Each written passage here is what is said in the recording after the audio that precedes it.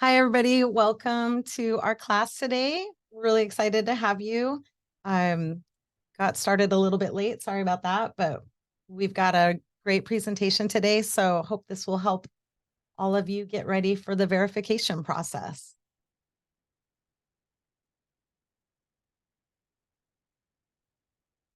My name is Wendy Pine, and I'm part of the National School Lunch Program team.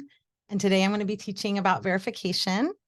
Um, a few years ago, I was a free and reduced specialist in a school district, and I learned a lot. And I'm hoping that I can help everyone learn the ropes. I'm sure a lot of you have a lot of experience, and some of you are new. And so I'm hoping this will kind of cover the spectrum. Hopefully, our veterans will learn a little bit, and our newbies will learn a lot. So this is going to be about a 90-minute class. So we should be done right around 3 o'clock. If you have any questions in the middle, please feel free to go in the chat, and we're going to have people checking the chat. And if it's a really good, important question, my coworkers are going to actually unmute and come on and answer so everyone can hear it. But also, just a little side note, I want everybody to get their eligibility free and reduced application thinking cap and put it to the side, because verification's very different. So this is a completely different subject. So hopefully we can work through this. This is our team. So the National School Lunch Program team at Region 11 have Elisha, Tamika, Heather, and Patty as our program assistant. And Jocelyn's also on the call today. So we're ready to help. We do have an acknowledgement statement that you understand that the training you're about to take does not cover the entire scope of the program, and you're still responsible for knowing and understanding the material. So we're just going to cover some of it. So who should attend this class? Basically everybody. So anybody that has anything to do with the National School Lunch Program, it's just good to understand the process. If this is your actual assignment in the district, definitely, but I think everybody in the office should really understand this so that they can help out, especially in big districts where you need a lot of help.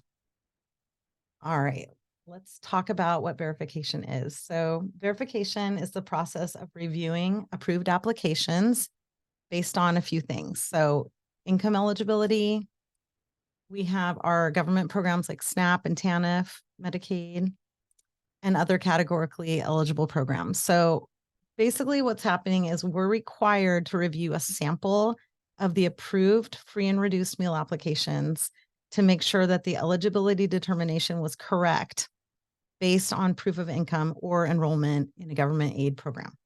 So verification must also include a confirmation of any other information required on the application, like household size. The process is each district must take a portion of the approved free and reduced applications as of October 1st, and then attempt to contact each of those households, either by phone or email or text or however you want to do it, mail, and request that they send in proof or documentation that substantiates the income or the proof of government benefits that they declared on their application. And then once the family mails, emails, faxes, or brings in the paperwork, so pay stubs, tax returns, whatever it looks like, to the district office, a verification official must review all of that documentation and then make a determination of eligibility. So it's either stays the same, the benefits decreased, or it's increased. If the household doesn't respond, then the district has to follow up with a second notification prior to termination. So that's kind of just the big overview. We're taking a sample of applications. We're going to check and make sure that the determination was correct. And if not, we fix it. So here's our class outline today. All right, the first thing we're going to talk about is timeline. Then we're going to talk about establishing a sample size. Most everybody will do 3% of the applications. If you're a teeny tiny district, that might be one application. If you're in a big district, it could be hundreds. So we'll get to that.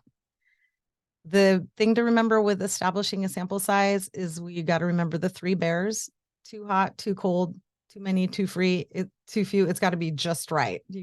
You have to pick the exact right number. You can't do too many. You can't do too few. The next thing we're going to talk about is checking household documentation. So we're going to look at what is actually will work as documentation and then find out if they truly are free, reduced, or paid. And then finally, we are going to talk about completing verification and submitting reports to TDA. So that's what we're going to cover today. All right, so the verification timeline. All right, so verification officially begins October 1st. So this year, because October 1st falls on Sunday, it's actually October 2nd. So the rule is if it lands on a weekend, you can start the following Monday because no one's going to go into work on Sunday to do this. So this year it's October 2nd. We need to have the entire process finished up by November 15th, meaning we're done talking to families, the whole deal, we're done. And then November 28th is the deadline to submit the JOT form to TDA, which is your report of your verification findings. So that's the big overview. So we're getting close. And then we'll go into a little bit more detail in a sec. All right. So meeting verification deadlines, these are hard deadlines. So we got to be really careful with this. So we're encouraging you to keep a calendar, have a written plan, manage your time. And if you're in a big district and you need help, get people to help you. So don't try and do it all by yourself and get inundated and then get behind. So depending on the size of your district, you may need to get some backup help. So who conducts the verification process? So that is going to be the person designated in the application packet in TxUMPS. So when your school district applies to join the National School Lunch Program, they have to designate a person to do the verification. So that person's job description will be in the packet.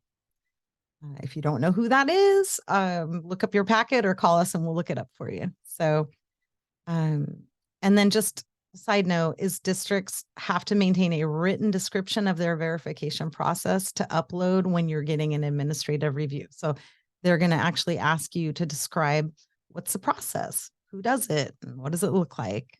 So, all right, so here's a more detailed timeline. So we're going to start on October 2nd. What we're going to do is we're going to count all the approved meal applications on file. On October 5th, we're going to do the direct verification. It's direct certification, but because it's for verification, we call it the DCDV. October 5th,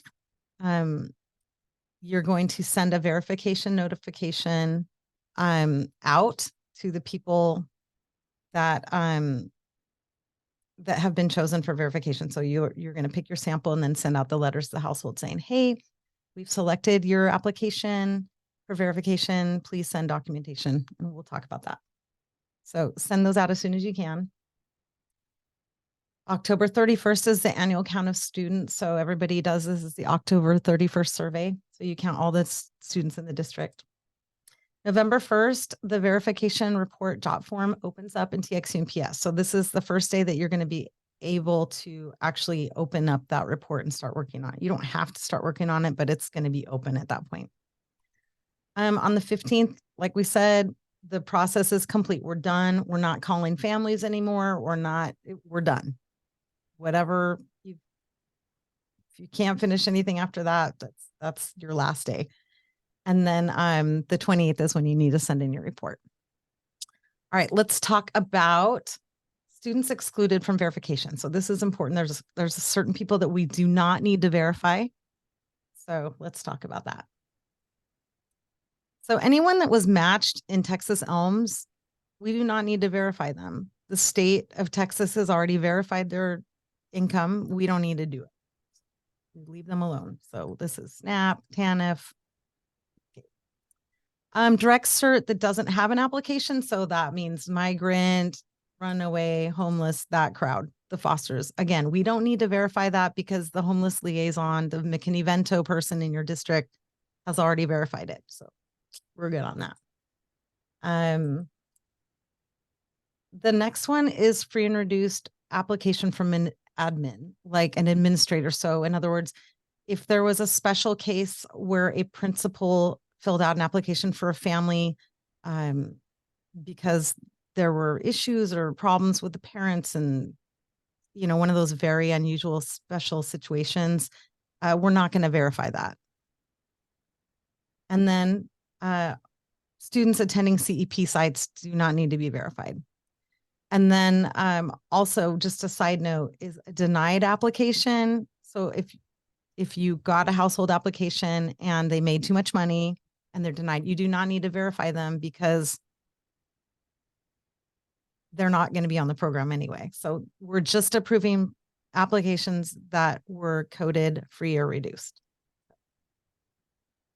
All right. We're going to talk about verification for cause just briefly. Don't want to go too much into detail on this, but verification for cause is also not considered part of the required sample size, but you do need to mention it in your report to TDA that gets turned in by November 28th. So basically verification for cause is a situation where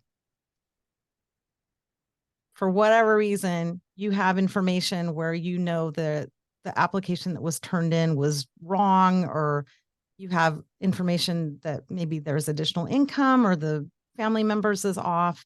And you need to go in and actually verify that application and figure out what's going on. So I'll give you an example. We heard about a district a couple of weeks ago where a family turned in 3 applications and each of the applications had different income on it and different family members. So that's a situation where I don't really know what's happening, but all the information was inconsistent. So in that case, that would be a really good reason to do verification for cause. So the school's aware of additional income or there's mistakes where you need to figure out what's going on.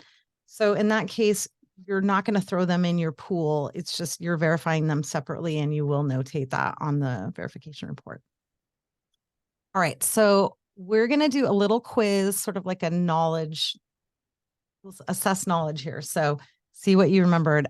If you guys want to jump on annotate, I want everybody to come in here and try and fill in the blank. And I know it's going to be messy, but go ahead and annotate and get your little crazy colored pencils out and write on the quiz. So fill in the blank for me. So our first question is CEs begin verifying applications by counting the number of approved applications on file on or before what date? So does anybody know what date that might be?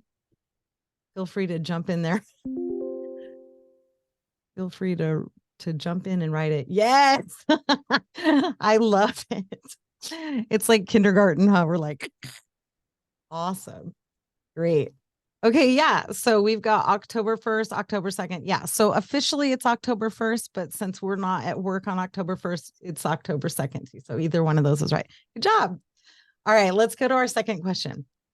CEs must select a sample size for verification on what day? So, or this could vary, but what's the typical day that you would do it?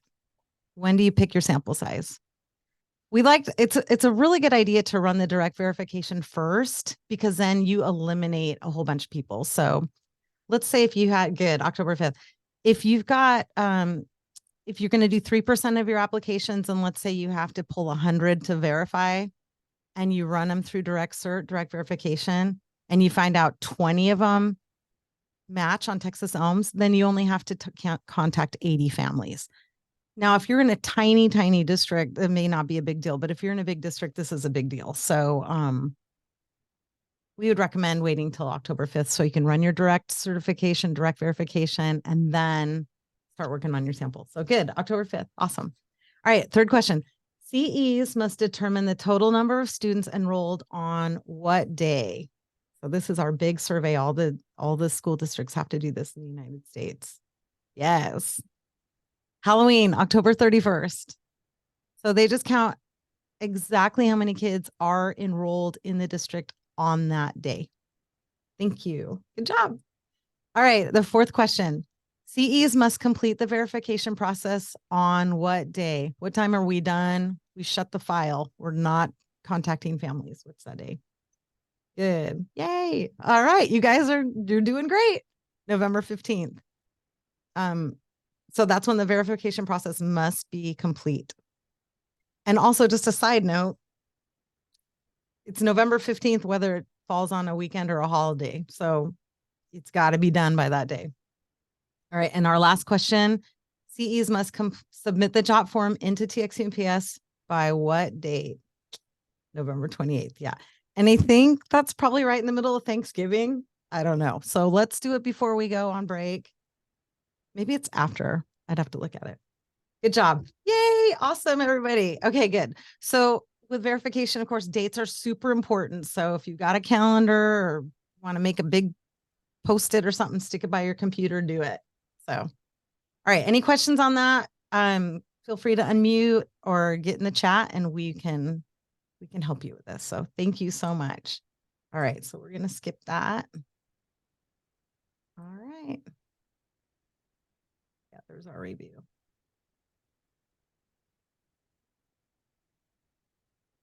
All right. Okay. Now we're going to talk about establishing the sample size. If you're in a huge district, this makes a lot more, this is a bigger deal than if you're in a small district, but we're still going to go through it and I'll teach it to you so you can kind of understand what it's all about. All right. So what applications must be included in the verification sample? So we're picking other source categorical that are not direct cert. So this would be if someone fills out a free and reduced form and writes their eligibility determination number on the application, or they check foster child, but it's not verified through a liaison. It's not coming up on Texas ELMS. Those ones we're throwing in the sample. And then anyone that's income eligible. So just a normal free or reduced family. All right, so our establishing a sampling method. So there's a couple of different ways to do a sample. Most people just do the standard, which is 3% error prone. What that means is of all of your applications that you could choose from, you're going to pick 3% of them. They need to be error prone, and we'll talk about what that means. It's basically your income's really close to going either paid or reduced. It's like right on the edge.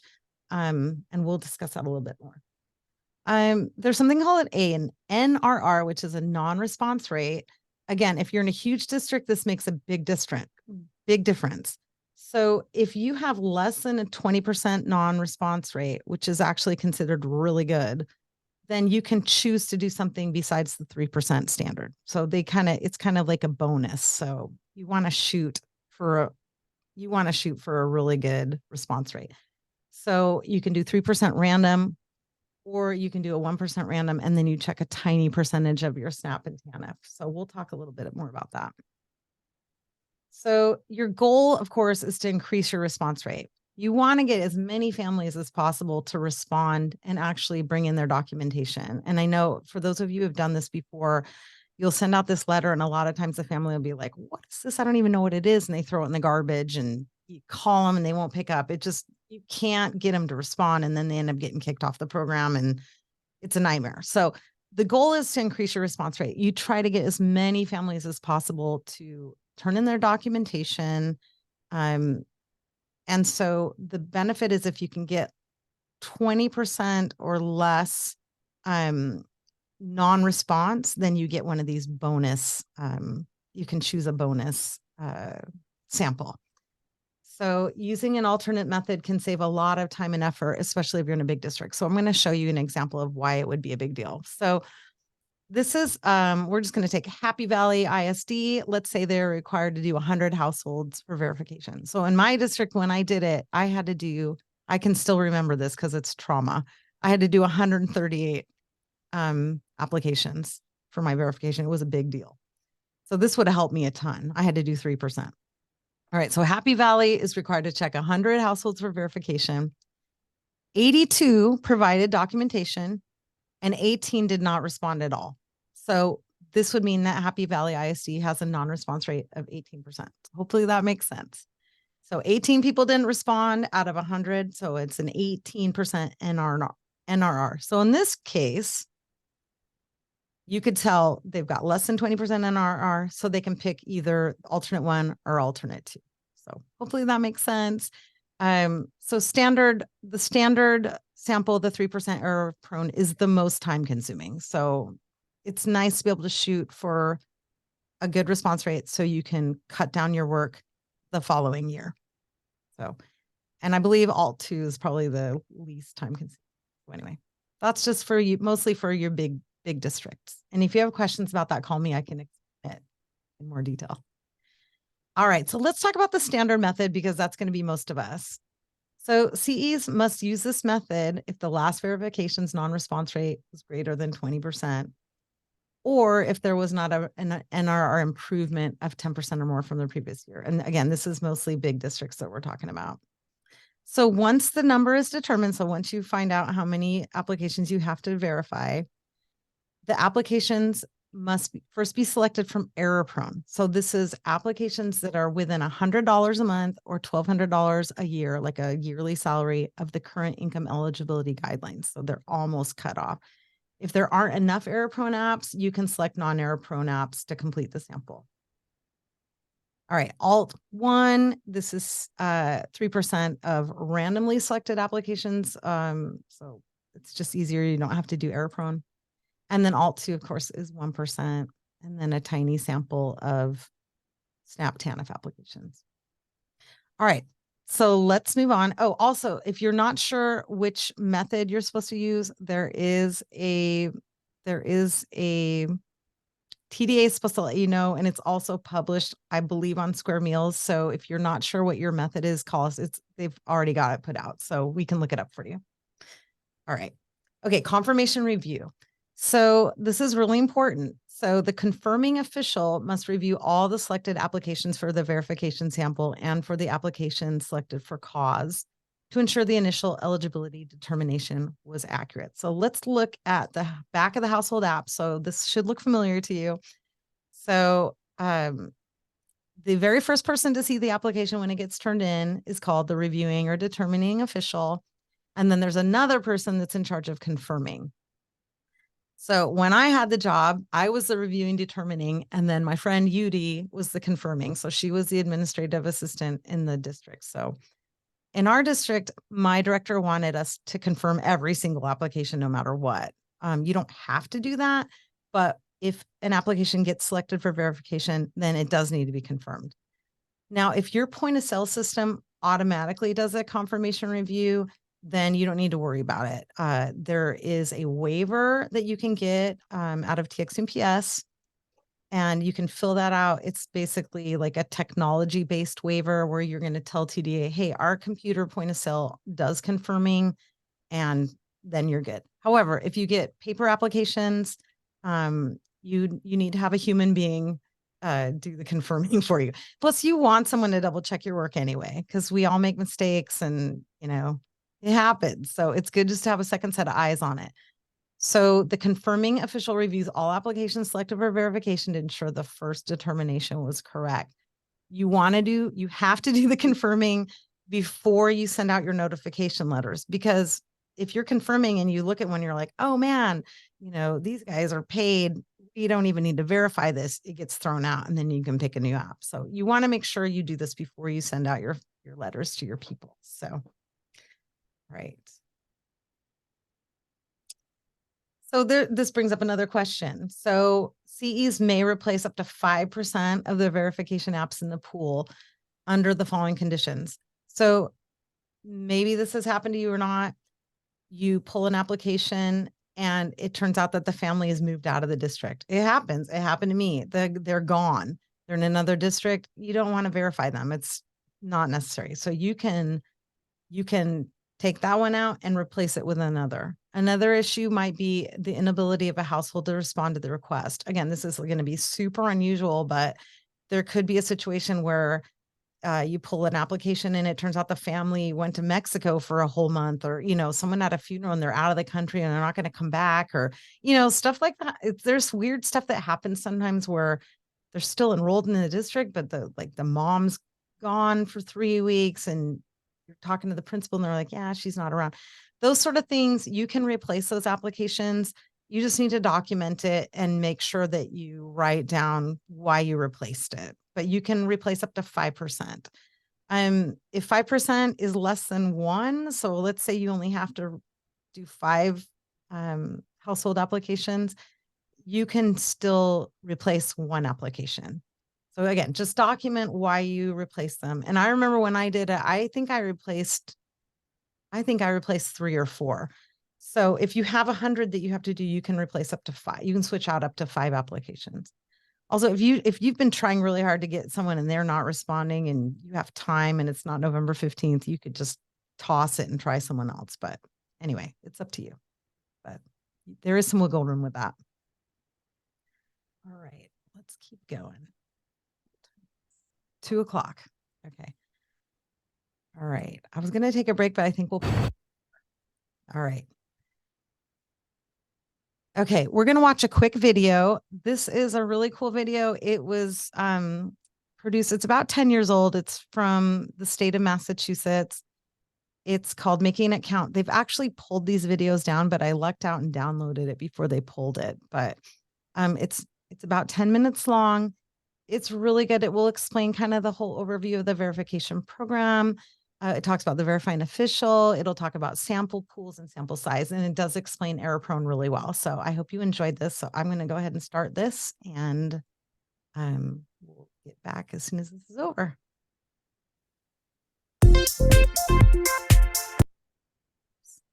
Sorry.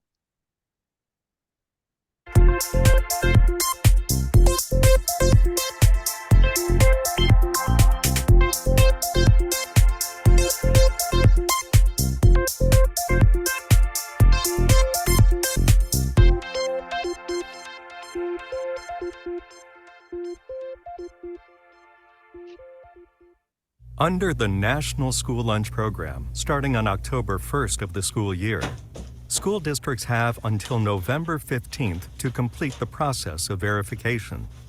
To do this, districts must examine a randomly selected number of approved applications to verify the eligibility for free and reduced price meal benefits of the children listed on the applications. The verification activities are part of National School Lunch Program regulations and require that a certain percentage of applications be verified. The United States Department of Agriculture does not expect and does not want all applications to be verified. We're looking at a sample size. It maintains integrity in the program. There's a sense of that those that apply for a benefit are truly entitled to that benefit. It is the verifying official's responsibility to conduct verification, and verification must be completed by November 15th. In this section of Making It Count, we will take a look at the steps involved in determining the sample size, conducting direct verification and paper verification, and the practices to follow once you have verification results.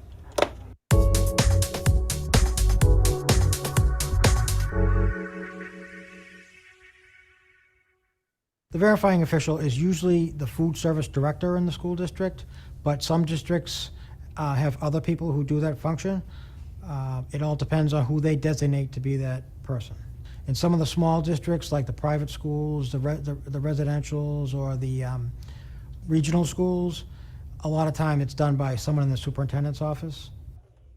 Unlike the confirming and determining officials, who review applications at face value, the verifying official must rely on official information or backup documentation in order to prove that the eligibility determination that was originally made and confirmed is accurate and valid, or not.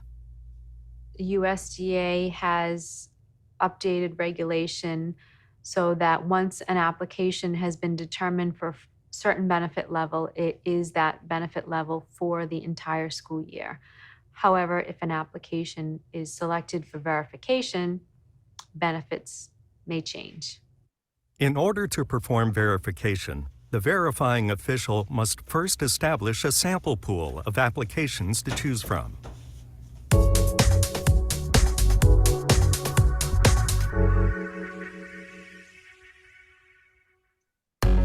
The sample pool is based on the total number of approved applications the district has on file on October 1st. It is not based on the number of eligible children on the application.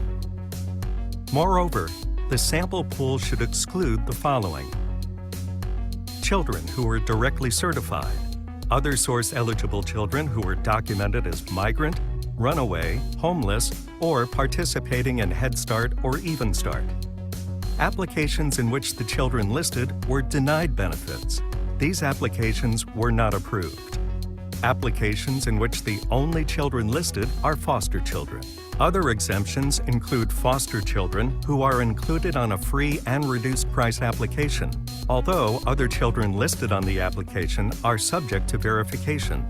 Children who reside in a residential child care institution, or RCCI, and schools participating only in the school milk program. Refer to the eligibility manual for additional exclusions from verification. The total number of applications included in the sample pool is used to establish the sample size.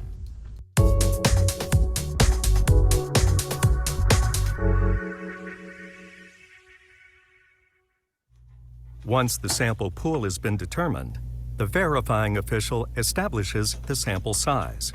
The sample size is the actual number of applications that will need to be verified. School districts can use the standard sample, or if they qualify, an alternate sample.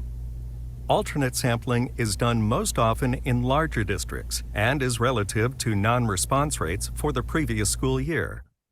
For more information about alternate methods of sampling, refer to the eligibility manual for school meals. Most school districts use a standard sample. A standard sample is taken from error-prone applications. Error-prone applications are those applications that fall within $100 of the monthly income eligibility guidelines. For a household of 4, the federal eligibility income chart, which is updated annually, indicates a monthly income threshold of $3,631.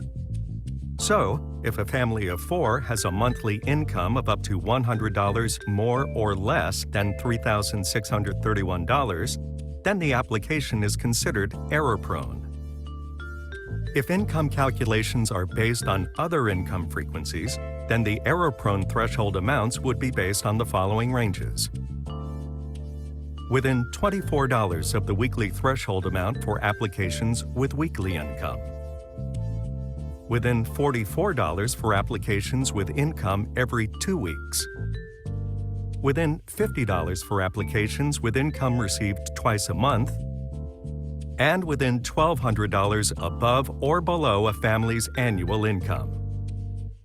USDA has made the requirement that error-prone applications be selected for verification because they have found that those are the applications that have a higher tendency of error than those that are not within that dollar amount. To establish a standard sample, districts can choose whichever is the lesser. 3% of all the approved applications in the district as of October 1st selected from error-prone applications, or 3,000 error-prone applications that were approved as of October 1st. Once the sample size has been determined, the school district must pull from applications that have previously been identified as error-prone applications. We actually do a physical count of our paper applications. We are a fairly small district. We do not have thousands of applications every year. Actually, this year we had 127 paper applications that we need to verify. So we physically count the applications, we pull out the error-prone applications, and then we physically pick randomly those applications. If you need to verify 10 applications, you pull 10 applications from the error-prone pile. If we do not have enough error-prone applications, we pick our initial sample from the error-prone applications, and then we take the remaining applications out of the general pool. The point-of-sale system we have actually does the selection, which makes life very easy.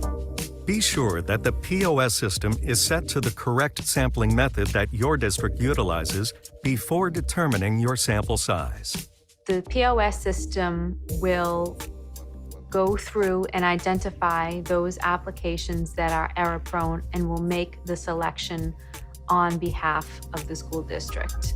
Let's say that you had 127 approved applications on file. That would be your sample pool. You would multiply your sample pool of 127 by 0.03 to get your sample size.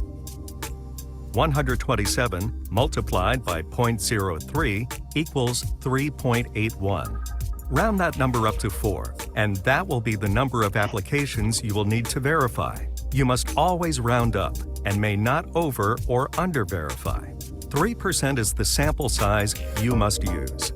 Let's say that out of your sample pool of 127, only 3 applications were error-prone.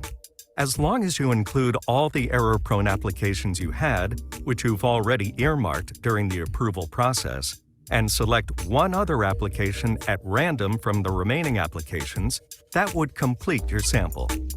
Once you have determined your sample size and selected the applications for your sample, you can begin the process of verifying the applications.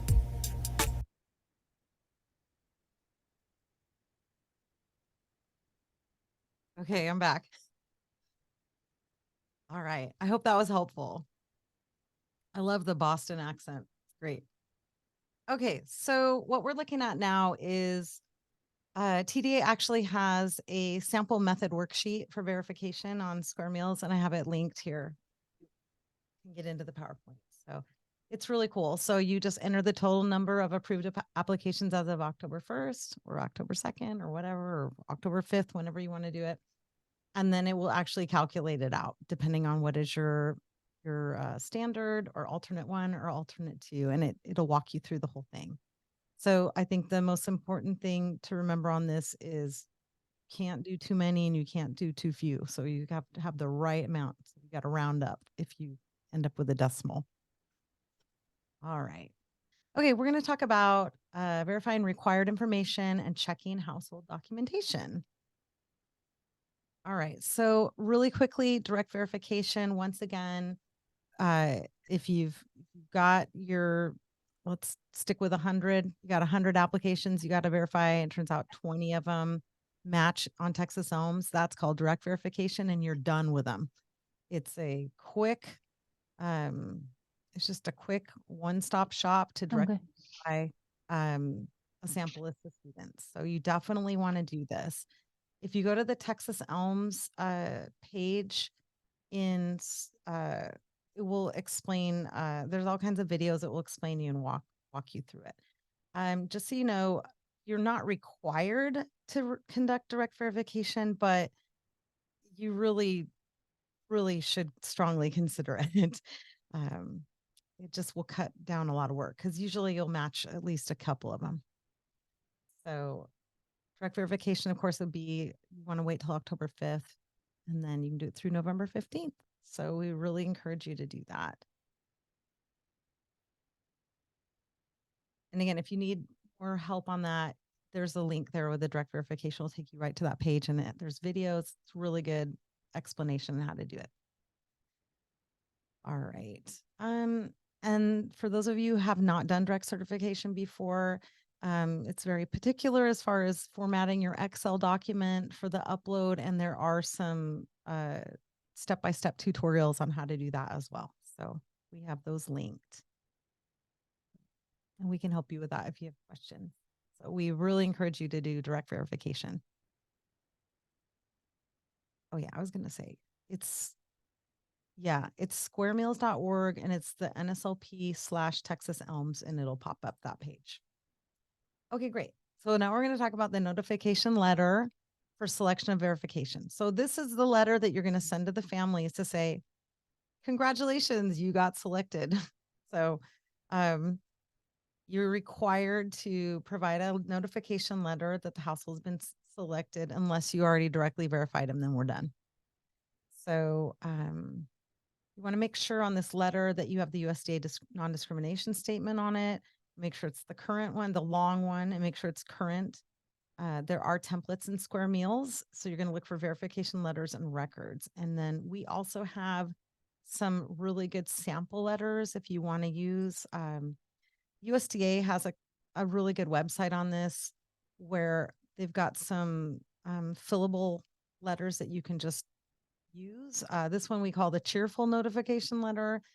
So you can put a picture, you can like put in an image of your school district or whatever, and then I'm just going to read what the letter says so you can see that it's cheerful. So this is something that you can use in your district. Dear Susan, your application was approved a little while ago, and Bob, Jill, and Sarah should already be receiving free or reduced meals. However, there is one last step you need to take. Please send us documents to confirm your eligibility.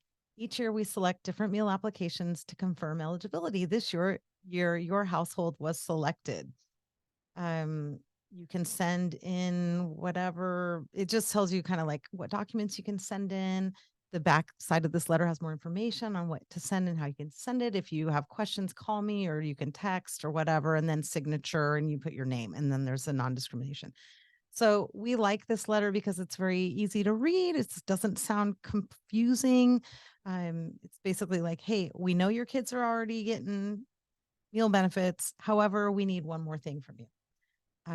So we'd encourage you to use this one. There's lots of good ones. So here's some of them. There's a how to respond flowchart, and I'll show you that too.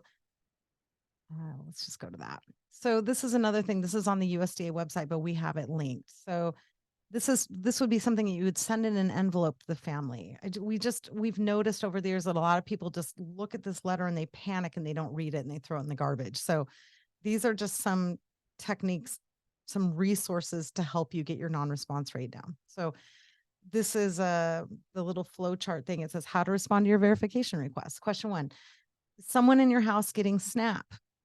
Yes. Okay. Send us your certification notice and we're done.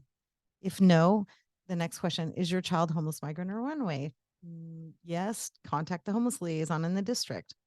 If not, question 3, is your child a foster child? Again, it's like yes or no. Assuming they're not a foster child, we go to the far right rectangle there. Then this is what you do.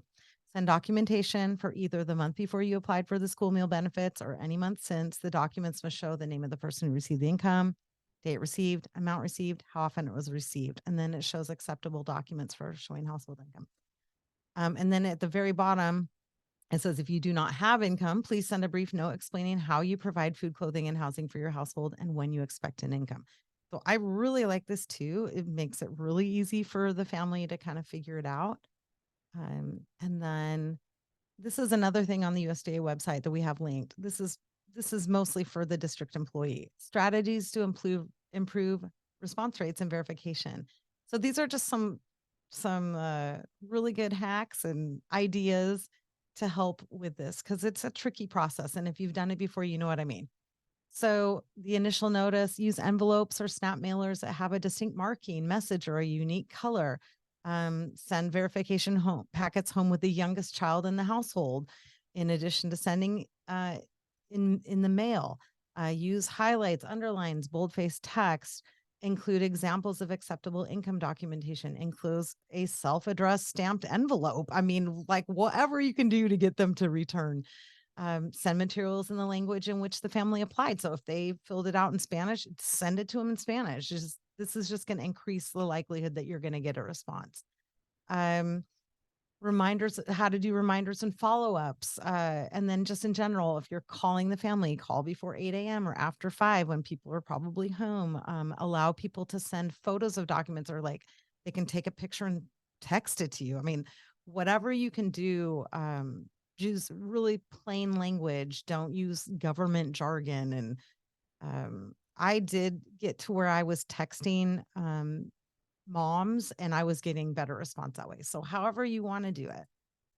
And then finally, this is the last sheet that I really like that's from USDA. It shows sources of income, because this is another thing where people get confused. They're like, I don't know what I'm supposed to show you.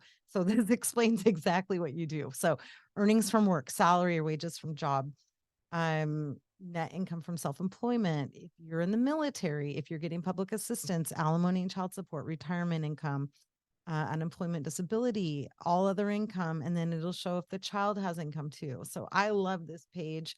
So these are sort of the things that you would be sending in the envelope to the family when you're notifying them that they've been selected to be verified. All right. So in order to verify household eligibility, we need written income evidence. We need gross income for every individual in the household for the most recent full month. That's what we need. You may provide proof that a household or individual participates in a government program. That could be in the form of a letter or other benefit issuance form. That would work. Finally, collateral contacts. And what this means is if a family is saying we have no income, that's fine. However, we need to have an explanation of how they are living. Like, how are you eating? Where do you sleep? You know, what is someone helping you? So, a church pastor, something like that. The church pastor could say, hey, you know, I know this family. They're staying in another family's home in the neighborhood. We're giving them money for food right now. They're looking for jobs. Just, I mean, even though it sounds very invasive and personal, we just need to understand how they're supporting themselves, even if it's, you know, not a great situation. Just what kind of assistance are they receiving? And then you're verified. Okay, good. They have no income. Great. They're free. Moving on. You just need, it needs to be in writing. And sometimes it's hard to get that collateral letter or email, but just that's what we need if they're saying no income. All right. So again, just some acceptable documentation. Pay stubs are great. You can do a letter from an employer, bank statements. You can use tax returns, I believe, if it's a self-employed situation. Just unemployment letters, check stubs, any of that stuff. All right. And I'm going to skip the. Let's power through this. All right. If you need to get up and go to the bathrooms, that's fine. We'll try and finish this up. All right. So finally, we're going to talk about completing verification and submitting the reports. Very important record keeping. You're required to maintain records related to verification, and you got to keep these ready for TDA or USDA to review. It's got to be for 5 years. So just keep everything. TDA requires something, it's called a verification report individual household form. This is required. I've worked in 2 other states. They didn't have this, but I like it. So I think it's a really good idea. What it is for every household application that you're verifying, you need to print this off or have it in the computer or whatever. You got to have a form for each household app that you're verifying. So if you have 100 that you're verifying, you got to do 100 of these.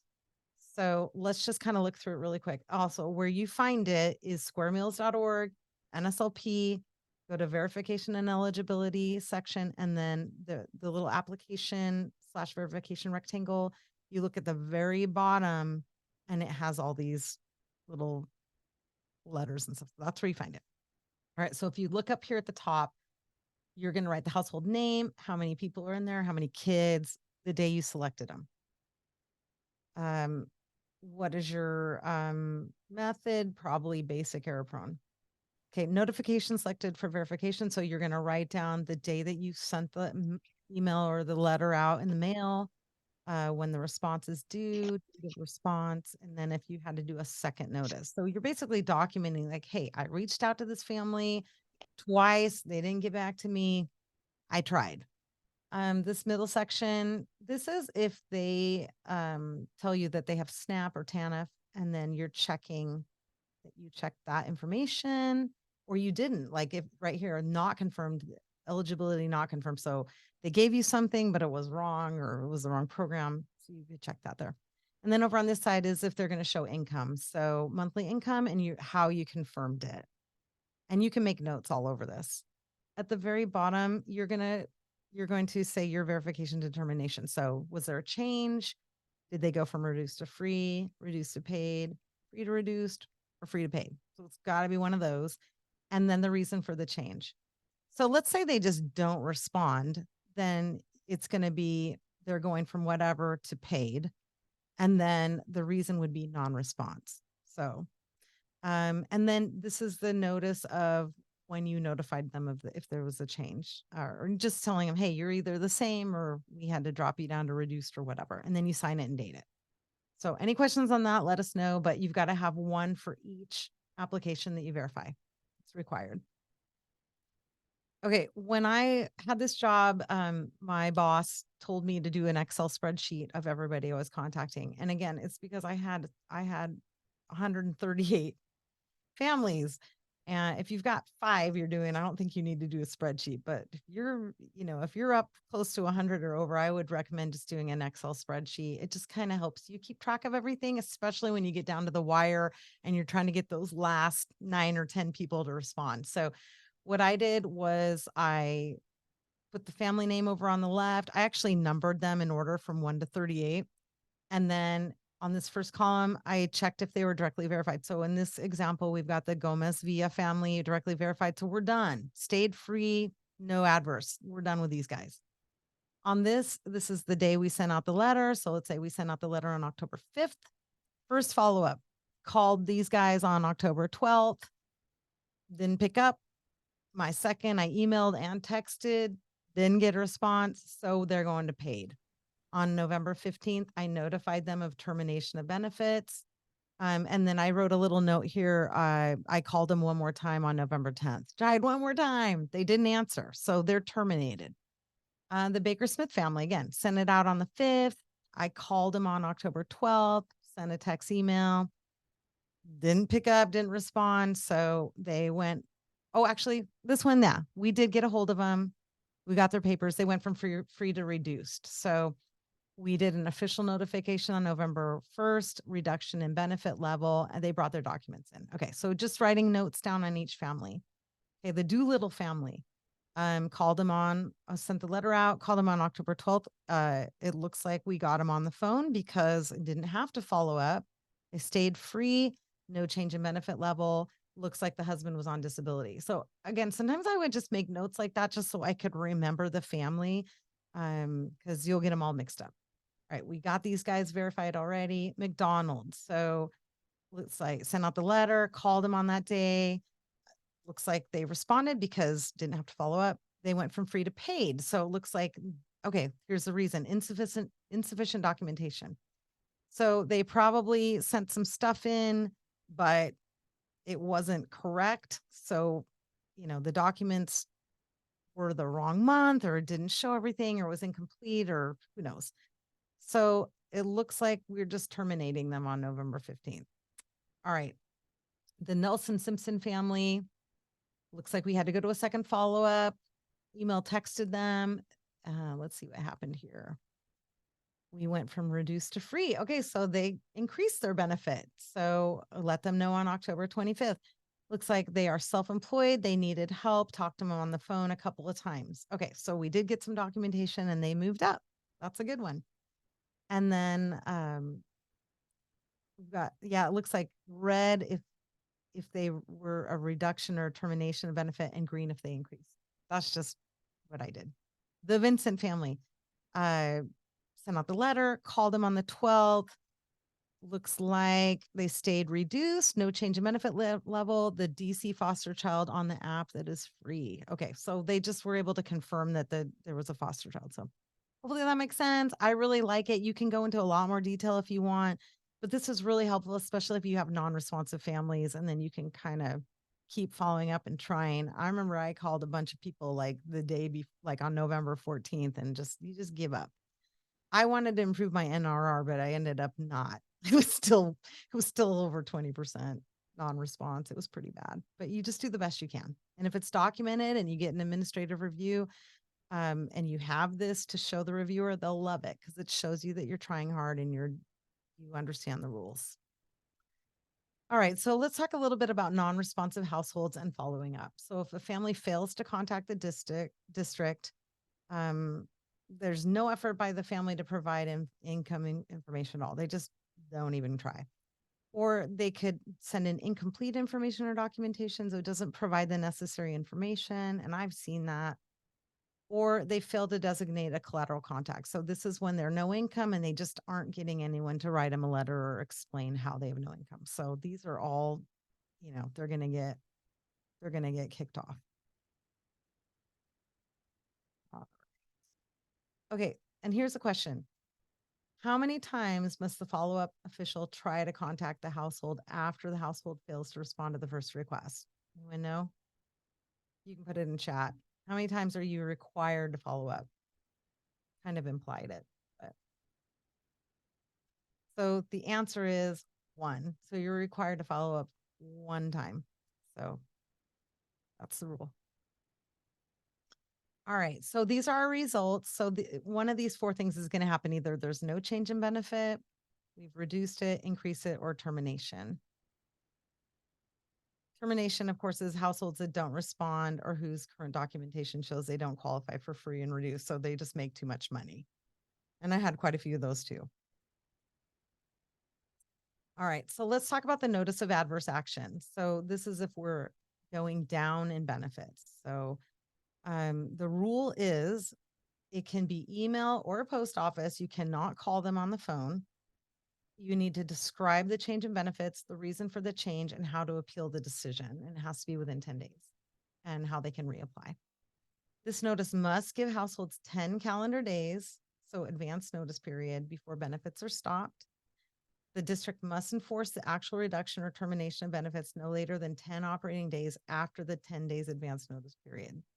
If a household appeals, so they're like, hey, no, I don't agree with this, then the household has to provide, we have to keep giving them benefits during the appeal process. So let's say they're reduced and then we find out they're actually paid. We can't kick them down to paid until we're done with the whole appeals process. You just leave them on. The hearing official, so this is also in your application packet, there's going to be someone in your district that wasn't the determining and wasn't confirming. It's usually the child nutrition director or the superintendent or someone. The hearing official is going to review these situations and then make a determination. So now let's say they do get kicked off. They can reapply. So any household that's been terminated because of verification can reapply at any time during the school year. However, all these applications resubmitted have to be verified again, which means you have to get documentation from them. And they're going to be annoyed at that, but that's just the deal. And you know that certain things can happen over the course of a whole school year. You know, someone could lose a job. So there are situations where they realistically could have been paid in August and then in February they're free. So it's fine. But if they get selected for verification, you need documents again when they're reapplying. All right. Okay. So one more time with our dates. So the process has to be done by November 15th. The job form opens up November 1st and you find it in TXUMPS. So if you look at download forms, it's called SNP 123. And there's a great resource, kind of cheat sheet that kind of explains everything you have to fill out for your report. So once again, required reporting is a JOT form. This is how you find it. So you go to applications, download forms, SNP 123. And it is due November 28th. And obviously you can turn it in before that. So I'm sure a lot of you will turn it in on November 15th because you just want to get it over with. So it's a huge relief when it's done.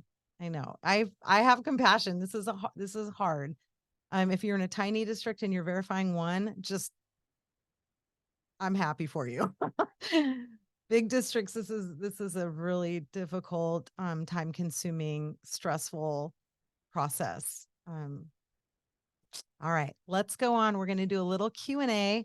And then again, at the end, if you have questions and you want to stay on, please unmute and ask questions. But we're going to go through a few kind of scenario activity questions for you. All right. So when does the verification process begin and end? So as a review, you can begin anytime after applications are received in the new school year, but no later than October 2nd. However, a total number of approved applications must be determined on October 2nd, and then the verification process must be completed by November 15th. All right. Second question. What does the verification official do if an application is selected for verification, but the household transfers out of the school district before you can do the verification? So we know the answer to this. We talked a little bit about it. So if the household transfers out of the district, you can't do it, you can pull a new application. So you can discard that one and pull a new one. Just keep your documentation. All right. Third question. if the sample size is 4.2 applications, should the verifying official verify 4 applications or 5? This is important, and I'm going to tell you why. And this is crazy, but if you get this wrong, you could actually get a finding in an administrative review. And I know it's nuts, but it's true. I've seen it. So the answer is 5. You have to round up to the next whole number. If you do 3, it's wrong. If you do 6, it's wrong. If you do 4, it has to be 5. Again, if you need help with this, let us know. We'll double check it for you. So round up. May CEs verify a larger sample than required, such as 5%. So the CE must meet the sample requirements. So you've got to do exactly what they say.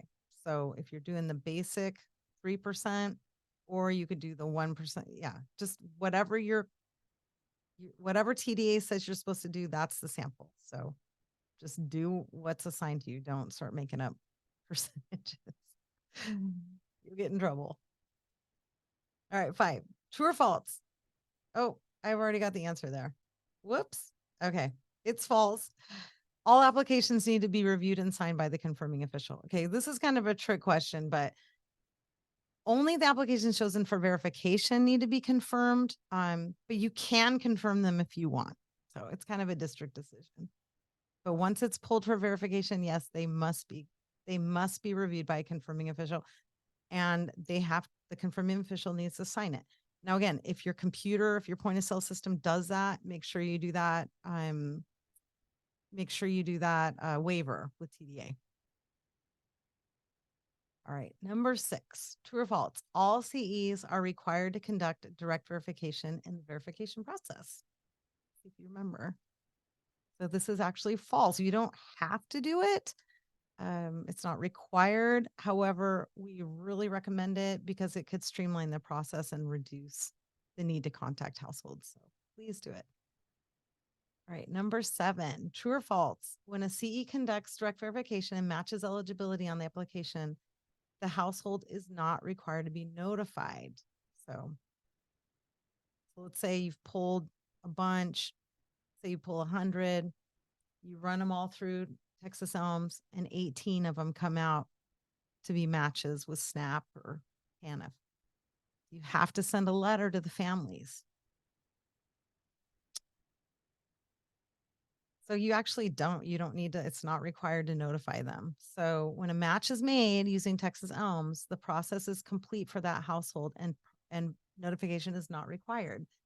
The individual household report form is completed and signed by the verification official. So you still have to fill out the little form, but you don't need to tell the family. So they're free. All right. Name 2 types of income that are excluded from verification. So there's a whole bunch of different ones that are excluded, but just some of the ones that are common would be overtime, benefits from federal programs, and combat pay. So again, it's all in the ARM, but there are some income that you don't need to include in your family household summary. So, and I did have a situation like that where I had a family where the dad did construction and he was getting a lot of overtime. And they asked, do we include overtime pay? And it said no. So we basically just took a typical month that he would work that didn't have overtime, and we were verified based on that. So I think that's fair. Okay, number 9, we're almost done. What TDA required form must be used to track verification activity and results for each household application? And where is it located? So this is important. I know a lot of you have never used this before, so make sure you jump in and get this. It's called the verification report / individual household form. It is located in Square Meals. So you're going to go to the eligibility and verification page and then look for the application verification. It's at the very, very bottom of that page. So, and finally, our last question, where are the verification report resources located? All right. So they are located on the Square Meals website. Even if you just Google Square Meals Texas Elms, it'll pop up. So there's a whole bunch of resources on that will help you work through the whole process. We also have stuff on our Region 11 page, so and please feel free to reach out. All right, so we'll just summarize our little road to success. So just a really quick review. October 1st, establish the count. You're going to count all your currently approved applications. Then we're going to determine the sampling method. Most of you will do a standard error-prone method. Third, you're going to select your households. So you're going to use the TDA verification sample method worksheet, which is SMP 123. Number 4, we're going to run the direct certification, direct verification in Texas Elms, and then we're going to send out our notification letters to our households around October 5th. Then we're going to validate eligibility and follow up with everybody. So the verification official identified in your TXUMPS application packet is going to review all the documents submitted by the household. We're going to respond either decrease, continued, or increased benefits. I do not respond. You got to follow up one more time before you terminate them. You can do personal contact, phone, text, email, letter, however you want to do it. And then the CE must notify in writing by sending results or adverse action letter within 10 calendar days. As far as your record keeping and reporting, again, just make sure you get that verification report individual household form for each household that you verified. All right. That is it, everybody. Please feel free to unmute and start asking questions, get in the chat, and we will stay on for at least 10 or 15 minutes, as long as we need to answer any questions you have. If you're good, thanks for coming today and have a great rest of your afternoon. And thanks for coming. Thanks, everybody.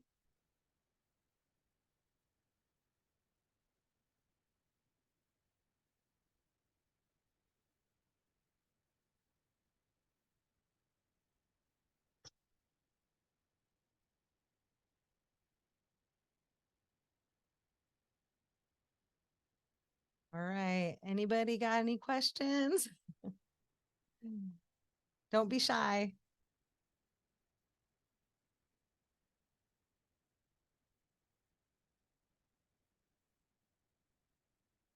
All right, we got one, Tina. Are there directions on how to do the verification process if you are a CEP school? Okay, yeah, that's a great question. So if your whole school is CEP, you still do have to turn in a verification report. It's the same job form that's due on November 28th. It's just you're not having to do all this checking applications because you don't take applications, but they still do want counts of students. There's a few things you have to fill out, but it's going to take you 5 minutes. So great question, Tina. So yeah, you still do need to turn in the verification report, but it's going to look a little bit different for you. When you open up the job form and start filling it out, it'll be self-explanatory. So it'll say, if you're a CEP school, skip, questions 5, 6, and 7 or whatever. So, but yeah. All right. Oh, thank you. You're sweet. Yeah, we're going to post this on our website. So yeah, you guys can have access to the PowerPoint. So yeah, and if there's someone in your district that you think should have been on this and needs to see it, please feel free to share with people in your office. It's good for everybody to have an overview on it. I think a lot of people don't know anything about this process, and it's important. Everybody does it. The whole United States does this every October and November. So, but yeah, we'll have it posted on our Region 11 child nutrition pages where the resources are. So we'll have that posted up probably in the next day or two. Any other questions? Yeah, and also just with Tina's question about CEP, another great reason to get on CEP. You don't have to do this. So it's a nice thing to not have to do verification. It's just the beginning of the school year is so hectic anyway. So it's just one less thing you have to deal with. All right. Anybody else? Okay. Well, have an awesome afternoon and thanks for jumping on. Thanks, guys. See you later. Hi, Terry. Hi, Terry. Yeah, Terry, you're going to have to get those sheets from Square Meals. Great. Hi, Ian. Okay. Thanks, guys. Thanks for jumping on. Have a great day. Appreciate you. Thank you. Bye, Pia. All my email friends. Have a great afternoon, guys. Thanks. All right. See ya. Bye.